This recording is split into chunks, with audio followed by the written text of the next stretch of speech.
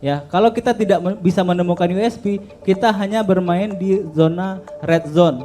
Kita hanya bisa perang harga, kita hanya bisa banting-bantingan harga, kasih promo dan lain-lainnya. Tapi kalau kita keluar dari zona itu, kita ada di zona sendiri, USP-nya kita sendiri, kita leluasa untuk menentukan harga.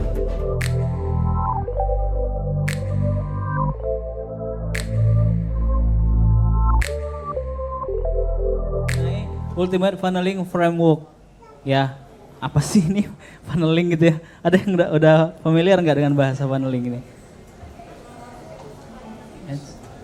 Nah, funnel itu merupakan sebuah rangkaian strategi tertentu yang bertujuan untuk mengarahkan seseorang berpindah dari satu kondisi ke kondisi yang lain yang lebih hot kalau bahasa kita itu untuk mendapatkan penjualan yang optimal.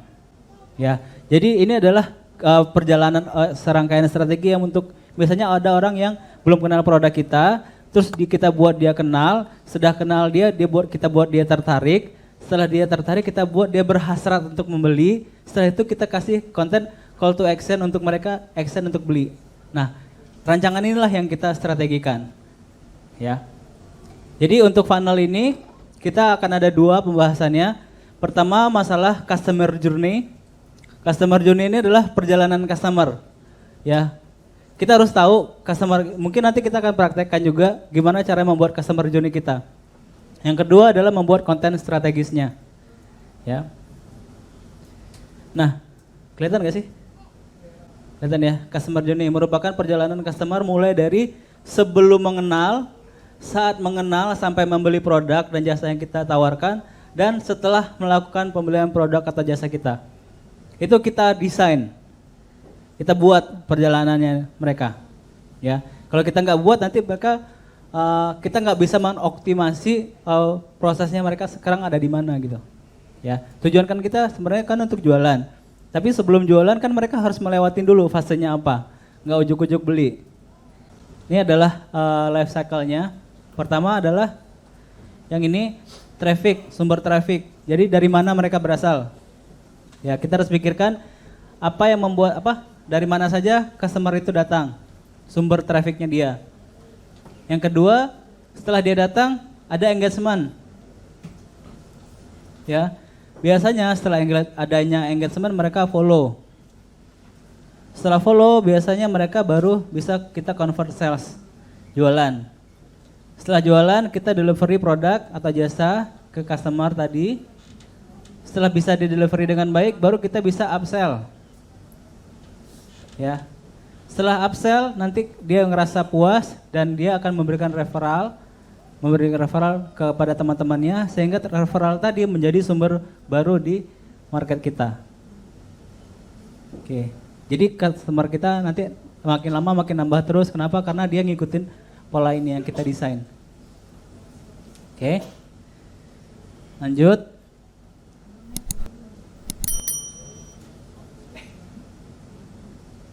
Nanti kita bahas satu-satu nih semuanya. Ya, kita bahas pertama traffic. Ya, ini adalah di foto aja ya. Oh, nggak kelihatan. Agak digelapin lagi. Oke, digelapin aja Mas. Sambil aku bahas traffic ya. Ini adalah sumber-sumber traffic yang bisa kita gunakan untuk mendatangkan customer atau mendatangkan orang datang ke Instagram kita. Ya. Gelap, ya.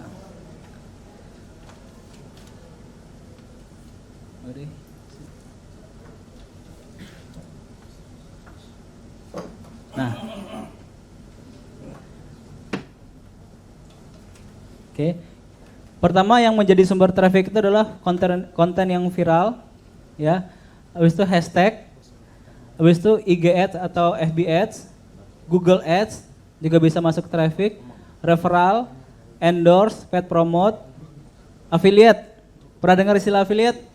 Ya. Forum, ini kayak gini di forum, ini ada sumber traffic, ya. Marketplace juga sebagai sumber traffic, list email, list WA, FB group, FB personal, Telegram, YouTube, TikTok, podcast, website, blog, Twitter dan lain. Ada nggak yang memanfaatkan lebih dari 6 sumber traffic ini? Ada nggak yang sekarang udah manfaatkan 6 aja? Atau 10? Ada nggak yang manfaatin 10? 6 ada 6? 6 ada? Yang 6 mana yang 6? Apa aja Mbak? Ya. Ya. Ya. 3. Ya, reseller atau ya bisa. 4. 5. Ya bisa 6. Baru 6. Ada bisa nambah nggak? 7. Masuk. 8 bisa nggak? Ada. 9 ada? Nggak. Ya. Ada yang 10 nggak? Ya. Manfaatkan kalau kita mau main, tadi kita mau main funnel ya. Kita mau main funnel, itu semua sumber harus kita manfaatkan. Ya. Untuk apa? Untuk ngalahin kompetitor. Kayak tadi kalau misalnya saya jualannya bahan yang jualan sama nih sama Mbak tadi. Ternyata Mbak tadi cuma manfaatkan 6, saya manfaatkan 12 gitu. Kira-kira menang? Yang 12 dong gitu. Kan sumber trafficnya lebih banyak saya gitu. Ya. Jadi kalau mau ngalahin kompetitor, lihat tuh dia mainnya di mana aja, kita main di sana juga, terus kita tambahin lagi, ya. Sumber trafficnya. Ya. Lanjut. Ini udah dicatat? Udah ya, mau difoto silakan. Ya. Dan mungkin ada banyak lagi dari sini. Ini yang mampu saya rangkum. Tapi kalau misalnya teman-teman punya sumber traffic yang lain, masukin aja semuanya sumber trafficnya. Ya. Dan itu nanti dikelola ya, dikelola bukan hanya dioptimasi, maksudnya diperbesar. Sudah tahu misalnya kita sudah tahu nih produk kita itu sumber trafficnya paling besar dari hashtag, berarti kita mainkan hashtagnya terus. Kalau misalnya sumber traffic kita paling banyak dari endorse, berarti endorse akan jadi sumber traffic utama kita. Ya, tapi semuanya kita mainin semua untuk ngalahin kompetitor. TikTok sekarang masih masuk ya TikTok ya. Tuh. Ya, habis ini punya akun TikTok semua. Ya. Nah, kebalik-balik. Nah, yang kedua engagement. Engagement ini adalah fase keduanya. Ketika mereka sudah masuk, terus ngapain gitu? Ya, sudah mereka masuk tadi, mereka harus engagement. Nah, untuk melakukan engagement mereka butuh pertama konten yang berkualitas.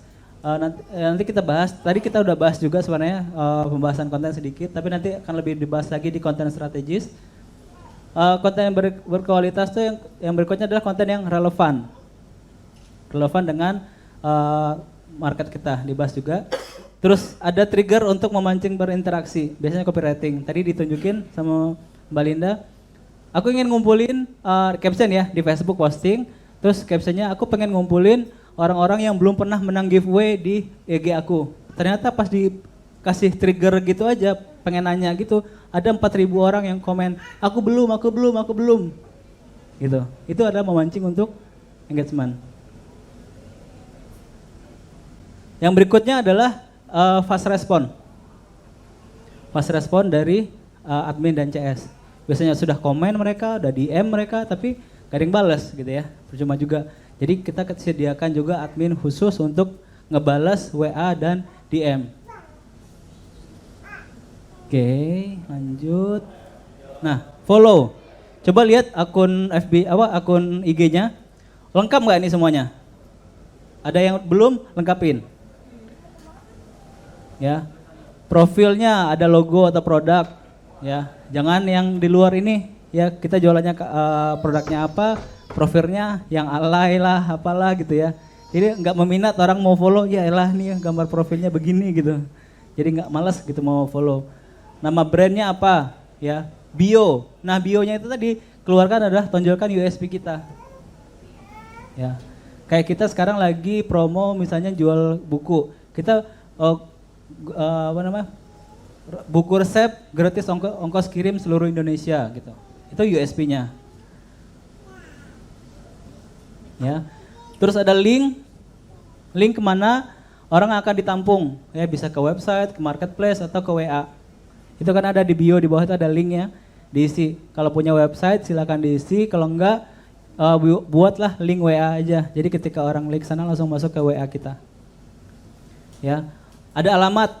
Ya, kita mau lokasinya. Jadi customer tahu nih bisnis kita ada di mana. base-nya Jakarta, Depok, Surabaya gitu ya. Terus ada nomor telepon yang fast respon, ada sorotan atau highlight ya. Ini kan kalau kita nggak manfaatkan itu sayang ya. Ya, fasilitasnya udah dikasih sama si Instagram tapi kita nggak bikin nih highlightnya. Ada juga IG Story, IGTV, Stories, Live dan Feed. Semuanya kita lengkapin, ada semuanya. Ya, kalau ininya lengkap, bagus, orang akan minat untuk follow. Oke, perjalanan berikutnya, ketika mereka sudah follow, kita barulah convert sell. Ya, sudah engagement, sudah follow, berarti mereka yang akan melakukan, kita akan melakukan penawaran produk. Ya, syaratnya untuk bisa convert sell yang pertama adalah produk yang diinginkan. Ini tadi udah kita bahas di VP dan USP, harganya sesuai, VP dan USP juga. Yang berikutnya adalah momentum. Momentum dan offer yang menarik. Ya, setelah produknya oke, harganya oke, tapi momentumnya nggak pas, ya nggak jadi beli juga kan? Ya misalnya kalau kita jualan di akhir bulan gitu, di akhir bulan orang lagi nggak punya uang, walaupun mereka butuh gitu. Gimana? Kira-kira laku nggak? Nggak gitu ya. Jadi emang lihat dulu momentumnya. Ketika kapan sih orang punya uang, bisa juga. Offernya nggak membuat orang tertarik. Ya, diskon 10.000 misalnya, tapi harganya 1 juta, ya elah gitu kan. Please deh, itu nggak niat banget ngasih diskon. Atau sekarang juga di apa namanya ojek online juga gitu, diskon 60%, maksimal 10.000. Lah, apa itu maksudnya gitu ya?